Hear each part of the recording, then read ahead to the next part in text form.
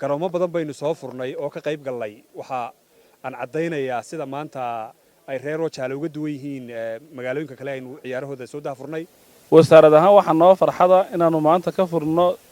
degmada Tog Wajaale tartankii bisha Ramadaan oo ay maalgelinayso dawladda hoose. Kole dhalinyaradana waxaan leenahay koobka ku waaninayna inay si wanaagsan sida quruxda badan koobkii noogu bilownay inuu ugu dhamaado.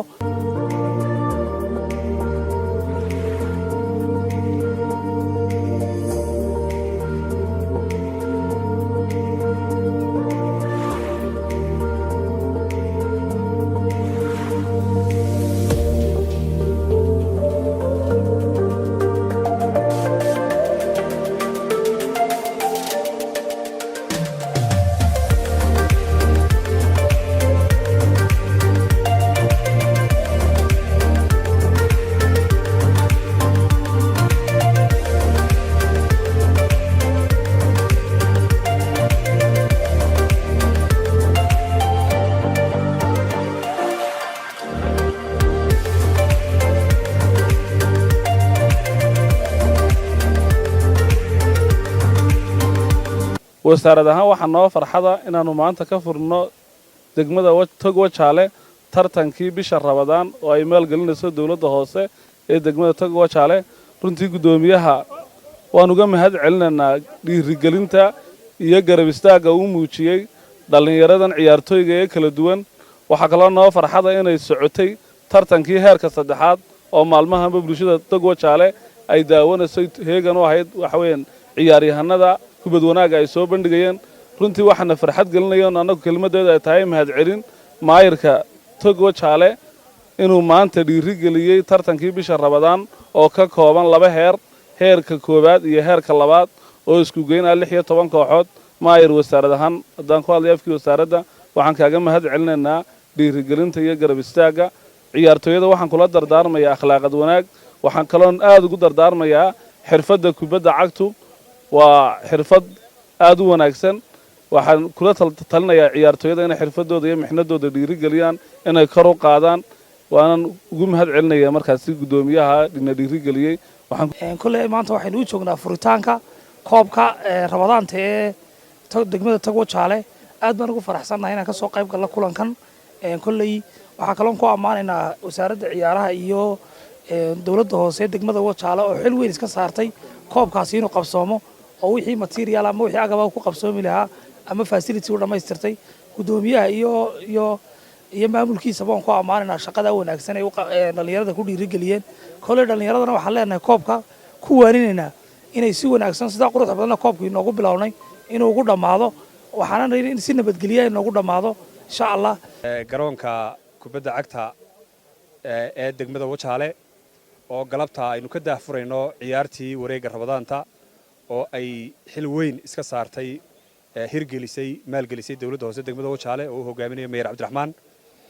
runtii garoomo badan baynu soo furnay oo ka qayb galnay waxa aan cadaynayaa sida maanta ay reer Wajaale uga duwan yihiin magaalooyinka kale aynu ciyaarahooda soo daafurnay. Wajaale waa meel sportsku aad moodo inuu dhiigooda ku talaalan yahay markaad eegto sida garoonka loo soo camiray ee taaraboonku u camiray taageerayaashu soo buuxdhaafiyeen. markaad eegto sida wanaagsan ee ciyaartooyga halkan ku ciyaaraya ay u dhisan yihiin. markaad eegto sida dawladda hoose oo mayorka hogaaminaya ay ugu hagar baxayeen dhalinyarada sportska waxa leeyahay waa meel sportsku dhiigooda ku talaalan yahay u baahan in la dhiirigeliyo la isbarbar taago wax lala qabto. runtii halkan aynu joognaa waxay ku taallaa xuduud dhinaca shishe waxay naga xigtaa magaaladii Wajaale daanteeda dhinaca Ethiopia ama Somali State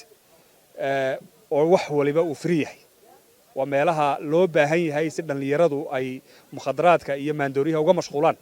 in xoog la saaro sportska oo dhaqaale lagu bixiyo, waqti lagu bixiyo, juhdi lagu bixiyo, la dhiirigeliyo. runtii Wajaalena waxay nasiib u yeeshay mid ka mid ah meeyarada gobolka ugu wanaagsan inuu halkan meeyar ka noqdo Cabdiraxmaan oo barbar taagan oo isagu dhalinyaro ah laftiisa sports aan jiray oo hiil iyo hooba u horaya muxuu ahay dhalinyarada sportska degmada Wajaale. annaguna ka gol degaan ahaan insha Allah wixii aanu kala qaban karno dhinaca sportska hadday noqoto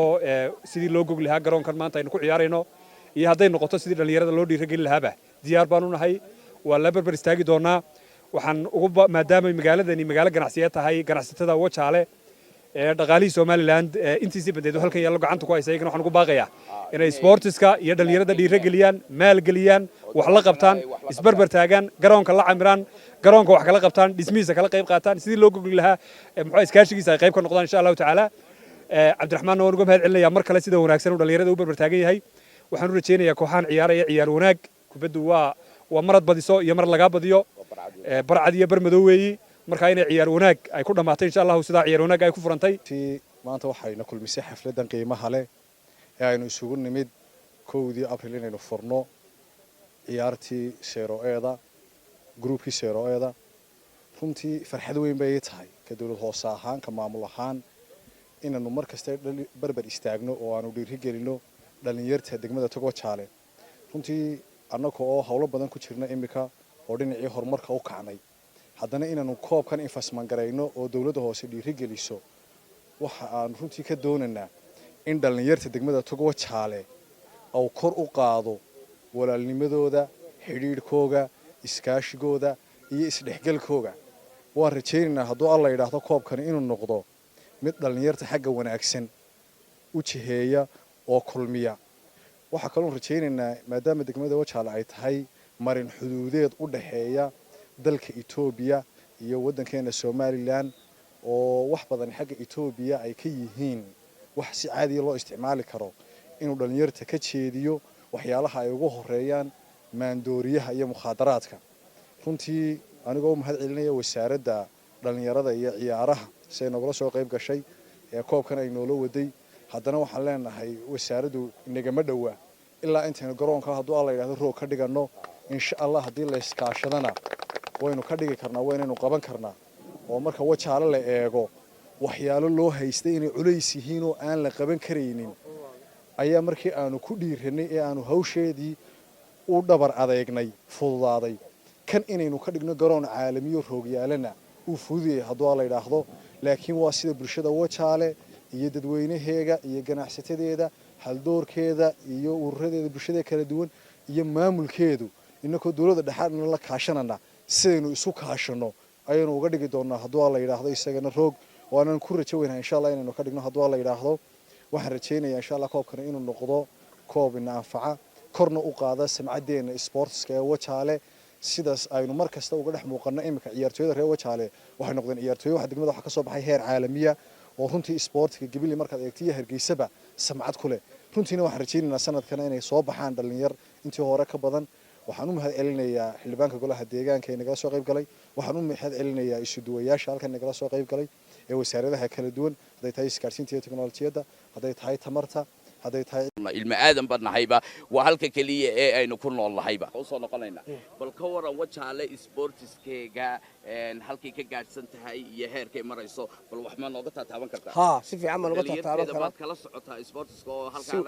marayaan kii Wajaale ayaanu joognaa maantana waxa la furayay oo la daafuray koobkii Rabadaanta maamulku wax qabadkiisa waa inoo sheegay oo waa inoo muujiyay isha macalina imika wadooyinkiina waa kuwa socda ma dhaweed wuxuu maamulku balan qaaday in halka laga dhigi doono garoonkii dhawaan aanu ka daawanaynay gadar ee qufullaa roog baa laga dhigayaa bal maxaad baaq u diri lahayd mujtamaca halkan ganacsatadu magaaladu waa magaalo ganacsadeedka weeyaan waadiga arkaya garoonkeeni garoonkan maxaad baaqaad u diri lahayd ganacsatada oo aad oran lahayd wax soo qabta oo kale baaqaasaanu ka rabnaa iyo kubaddana waxbaad ka taqaanay bal ku soo dhawaad waa hagaag way fiican tahay intaanan baaqayo sportiga u gelin waxaan jeclaan lahaa inaan xuso awkii iga hadalka waan gartay cod dheemana war iga hadalka aad baan ugu qushuucay ku kulanay Tog Wajaale ku kulanay cheerful waa arin shucuurteeda leh waan qasmay intii uu hadlayay Maxamed Axmed taa halkaasan kaga baxayna marxuumkiina Ilaahay naxariis jannaha ka waraabiyo oo nin taariikh weyn leh marka laga yimaado taa waan soo dhaweynaynaa arrinta gudoomiyuhu ka dhawaajiyay ee ah inaan meesha exactly in loo bedelo roomi in roomi loo sameeyo waayo carruurtaadii ciyaaraysay inaad u raaxaysaa waxay ka mid tahay horumarkay ka mid tahay marka waxa weeyaan siduu sheegayna dee waxay u baahan tahay cooperation in la isgacan qabto la wada shaqeeyo oo la dhiirigeliyo isaga laftiisa waddo fiican buu sameeyey maha waddo fiican bay sameeyeen oo almost waxaan aaminsanahay inay meelaha qaar mitir iyo 30 sentimitir noqonayso dherer kor loo qaaday 1 mitir waa nin barkii ayaa kor loo qaaday waddada si yaab la loo buuxiyey waddo looga baqayo maaha inay daadadkii waxaas qasaan magaaladuna maanta bay ninkeedii heshay soo lama exactly ma horta determinant bay ku wax fara badan ay qabtaan hore in wadana maynu hayn laakiin maanta ayaynu helay magaalada ninkeedii wallahi magaalada ninkeedii waan oran karnaa kala masuugu weyna mar hadaad suxufi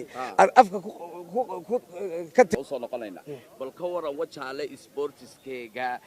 halkay ka gaadhsan tahay iyo heerkay marayso bal wax ma nooga taaban kartaa ha si fiican ma nooga taaban karaa kala socotaa sportska oo halkaan si wanaagsan isha macallina wajaale sportigeedu wuxuu baahay training waan gartay haba yaraatee training kama muuqdo wax training oo ka muuqda ma jiro inamagu dadaal bay ku keeneen intan hadday tahay gudoomiyaha magaalada hadday dawladda dhexe tahay hadday wasaaradda tahay arrintan ku boorinaya waxa weeye qofka ibn aadanka in wax la baro oo la train gareeyo waxay ka mid tahay tusaale waxaan u soo qaadan karaa daantaa qolo jigjiga ka timid bay reer wajaale maalin wada ciyaareen ciyaartii kale way ismari waayeen farsamadu dee garoonkaa lagu bartaataa laakiin waxaa la isugu yimid finally rigooruhu si heer caalami oo loo laagu leeyahay 3 iyo 2 kaga badiyeen waxay kaga badiyeen qolona waxay heshay 5 qolona 2 heshay oo laga qabtay 3 gool kale oo qolada waa la dirayba waxa badiyay reer jigjiga ka badiyay reer wajaale waxa goolka markii kubadda la laagay waxa ka muuqatay inay training level fiican ay qabeen oo xagga laagii iyo gargoorayaashii waxa la xidhiidha inamadan waxay xaq u leeyihiin in la tababaro oo juhdi la geliyo oo meel kastoo looga keeni karaa ama Itoobiya hata ama Soomaaliland hata whatever coaches tababaro oo wax ku kordhiyo gudahooga wax geliya